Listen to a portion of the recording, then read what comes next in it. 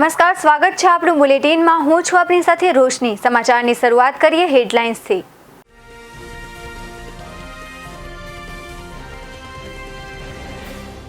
Litre પાણીની આવક થઈ, જવાનપુરા જળાશય છલોછલ થતા ગેટ ખોલાયા।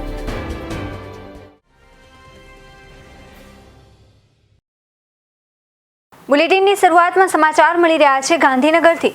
ભાજપે કરી કેન્દ્રીય નિરીક્ષકોની વરણી। 2 નિરીક્ષકની કરાઈ છે નિમણૂક। કેન્દ્રીય મંત્રી નરેન્દ્રસિંહ તોમર અને પ્રહલાદ જોશીની કરાઈ નિમણૂક। નરેન્દ્રસિંહ તોમર પહોંચ્યા અમદાવાદ। બપોરે મળનારી ધારાસભ્યોની બેઠકમાં આપશે હાજરી। આજે બપોરે 3 વાગે ધારાસભ્ય દળની બેઠક યોજાશે। બેઠકમાં બંને નિરીક્ષકોની હાજરીમાં નવા સીએમનું થશે એલાન। તો ભાજપે કરી કેન્દ્રીય નિરીક્ષકોની વરણી। 2 નિરીક્ષકની કરાઈ છે નિમણૂક। કેન્દ્રીય મંત્રી નરેન્દ્રસિંહ તોમર અને પ્રહલાદ જોશીની કરાઈ નિમણૂક। નરેન્દ્રસિંહ તોમર પહોંચ્યા અમદાવાદ। બપોરે મળનારી ધારાસભ્યોની બેઠકમાં આપશે હાજરી। આજે ધારાસભ્ય દળની બેઠક યોજાશે। બેઠકમાં બંને નિરીક્ષકોની હાજરીમાં નવા સીએમનું થશે એલાન। સમાચાર મળી રહ્યા છે અરવલ્લીથી। અરવલ્લીમાં ગ્રેનેડ બ્લાસ્ટ મામલે મોટો ઘટસ્ફોટ। ગ્રેનેડ ભારતમાં નહીં બન્યો હોવાની શક્યતા। પોલીસે શાહીબાગ આર્મી ખાતે મોકલેલ ગ્રેનેડ ફોટોમાં થયો મોટો ખુલાસો। ગ્રેનેડ ચાઇના કે પાકિસ્તાનની બનાવટનો હોવાની શક્યતા। શામળાજી ગોટકુલ્લા બ્લાસ્ટનું કનેક્શન સરહદ પારની હોવાની શક્યતા પ્રબળ બની છે। ચાઇના કે પાકિસ્તાન બોર્ડર પરથી ગ્રેનેડ અહીં પહોંચ્યો કેવી રીતે તે મોટો પ્રશ્ન। ગ્રેનેડ મામલે પોલીસ એજન્સી ફોરેન્સિક રિપોર્ટની રાહ જોઈ રહી છે। તો અરવલ્લીમાં ગ્રેનેડ બ્લાસ્ટ મામલે મોટો ઘટસ્ફોટ થયો છે। ગ્રેનેડ ભારતમાં નહીં બન્યો હોવાની શક્યતા સામે આવી છે। પોલીસે શાહીબાગ આર્મી ખાતે મોકલેલ ગ્રેનેડ ફોટોમાં થયો છે મોટો ખુલાસો। ગ્રેનેડ ચાઇના કે પાકિસ્તાનની બનાવટનો હોવાની શક્યતા। શામળાજી ગોટકુલ્લા બ્લાસ્ટનું કનેક્શન સરહદ પારની શક્યતા પ્રબળ બની છે। ચાઇના કે પાકિસ્તાન બોર્ડર પરથી ગ્રેનેડ અહીં પહોંચ્યો કેવી રીતે તે મોટો પ્રશ્ન। ગ્રેનેડ મામલે પોલીસ એજન્સી ફોરેન્સિક રિપોર્ટની રાહ જોઈ રહી છે। વિજય રૂપાણીએ સીએમ પદેથી રાજીનામું આપ્યા બાદ નવા મુખ્યમંત્રીના નામને લઈને અટકળો તેજ બની છે। સીએમ પદની રેસમાં નીતિન પટેલ, સીઆર પાટીલ, મનસુખ માંડવિયા, ગણપત વસાવા, પ્રફુલભાઈ પટેલ, પરસોત્તમ રૂપાલાનું નામ સૌથી આગળ ચાલી રહ્યું છે। ત્યારે ગુજરાતને આજે નવા મુખ્યમંત્રી મળી શકે છે। નવા મુખ્યમંત્રી તરીકે અનેક નામો ચર્ચામાં છે, જેમાં સૌથી પહેલા નાયબ મુખ્યમંત્રી નીતિન પટેલનું નામ સીએમ પદના દાવેદાર તરીકે સૌથી આગળ છે। નીતિન પટેલ હાલ નાયબ મુખ્યમંત્રી છે, ત્યારે તેમણે સીએમ બનાવી શકાય છે। ત્યારબાદ ભાજપ પ્રદેશ અધ્યક્ષ સીઆર પાટીલ પણ મુખ્યમંત્રી પદના પ્રબળ દાવેદાર છે। કેન્દ્રીય આરોગ્ય મંત્રી મનસુખ માંડવિયા પણ સીએમ પદની રેસમાં સામેલ છે।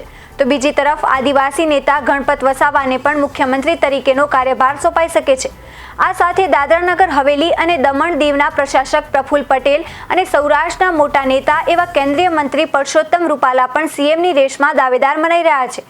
5 વર્ષ અને 36 દિવસના શાસન બાદ મુખ્યમંત્રી વિજય રૂપાણીએ રાજીનામું આપી દેતા ગુજરાતની રાજનીતિમાં ભૂકંપ આવી ગયો છે।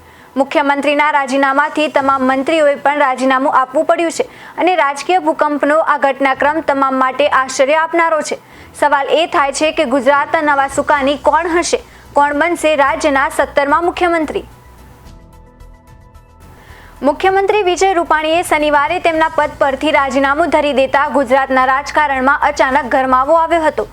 રાજ્યપાલ આચાર્ય દેવવ્રત, મુખ્યમંત્રી સહિત તેમના મંત્રીમંડળના પ્રધાનોએ પણ રાજીનામા આપ્યા હતા। તે ગવર્નર દ્વારા સ્વીકારી લેવામાં આવ્યા હતા। જોકે જ્યાં સુધી નવી વ્યવસ્થા ન થાય ત્યાં સુધી મુખ્યમંત્રી અને તેમના મંત્રીમંડળને યથાવત રાખવા માટે રાજ્યપાલે વિનંતી કરી છે। અત્રે નોંધનીય છે કે મોડી સાંજ સુધી માત્ર મુખ્યમંત્રી વિજય રૂપાણીના નામની જ ચર્ચા હતી, પરંતુ હવે સરકારના તમામ નેતાઓએ રાજીનામું આપી દેતા તમામ પદ અને તમામ મંત્રાલય માટે નવા ચહેરાઓ સહિત સમગ્ર સરકાર જ નવી બનશે। તમામ મંત્રાલયોને નવા પ્રધાનો મળશે, જેના પગલે દિલ્હીથી માંડીને ગાંધીનગર સુધી તબક્કાવાર રીતે બેઠકોનો દોર ચાલી રહ્યો છે। અત્રે ઉલ્લેખનીય છે કે ચૂંટણીને હવે 1 વર્ષ જેટલો સમય બાકી રહ્યો છે। તેવામાં મુખ્યમંત્રી તરીકે વિજય રૂપાણીએ રાજીનામું આપીને સૌને ચોંકાવી દીધા હતા। જોકે મોડી સાંજે સમગ્ર મંત્રીમંડળે રાજીનામું આપ્યા હોવાનું સામે આવતા સૌ કોઈ ચોંકી ઉઠ્યા હતા। હાલ તો કેન્દ્રીય મંત્રી નરેન્દ્રસિંહ તોમર અને પ્રહલાદ જોશીને ગુજરાતના નવા મુખ્યમંત્રીની પસંદગી માટે પર્યવેક્ષક તરીકે નિયુક્ત કરવામાં આવ્યા છે। આજે બપોરે 3 વાગ્યાની આસપાસ યોજાનારી ધારાસભ્ય દળની બેઠકમાં ગુજરાતના નવા નાથની જાહેરાત થશે। કેન્દ્રીય મંત્રી નરેન્દ્રસિંહ તોમર અને પ્રહલાદ જોશીને નવા મુખ્યમંત્રીની પસંદગી માટે કેન્દ્રીય નિરીક્ષક તરીકે નિયુક્ત કરાયા છે। વિજય રૂપાણીના મુખ્યમંત્રી પદેથી અચાનક રાજીનામા બાદ આજે નવા મુખ્યમંત્રીને લઈને નિર્ણય લેવાશે। આ માટે ધારાસભ્ય દળની બપોરે 3 વાગે બેઠક મળવાની છે। મુખ્યમંત્રી નક્કી કરવા માટે કેન્દ્રમાંથી 2 નિરીક્ષક મોકલવામાં આવ્યા છે, જેમાં આજે સવારે કેન્દ્રીય મંત્રી નરેન્દ્રસિંહ તોમર અમદાવાદ એરપોર્ટ પહોંચીને ગાંધીનગર જવા રવાના થયા હતા, જ્યારે કેન્દ્રીય ગૃહમંત્રી અમિત શાહ પણ ધારાસભ્ય દળની આ બેઠકમાં ઉપસ્થિત રહેશે। જ્યારે કેન્દ્રીય મંત્રી પ્રહલાદ જોશી પણ આજે ગુજરાત પહોંચી ગયા છે। વિજય રૂપાણીના રાજીનામા બાદ આજે ભાજપના ધારાસભ્ય દળની બેઠક બોલાવાઈ છે, જેમાં તમામ ધારાસભ્યોને હાજર રહેવા માટે સૂચના અગાઉથી આપી દેવામાં આવી છે। બેઠક બાદ ભાજપ તરફથી ગુજરાતના નવા મુખ્યમંત્રીના નામની જાહેરાત કરવામાં આવશે।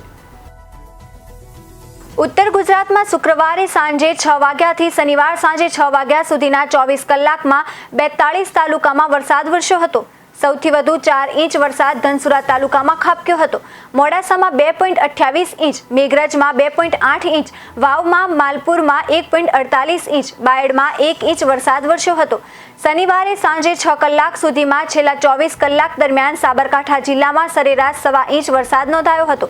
ઈડરમાં સૌથી વધુ 3 ઇંચ, હિંમતનગરમાં 2.5 ઇંચ, તલોદમાં 1.25 ઇંચ અને વડાલી પ્રાંતિજમાં 1 ઇંચ વરસાદ નોંધાતા મોસમનો સરેરાશ 53.62% વરસાદ નોંધાયો છે।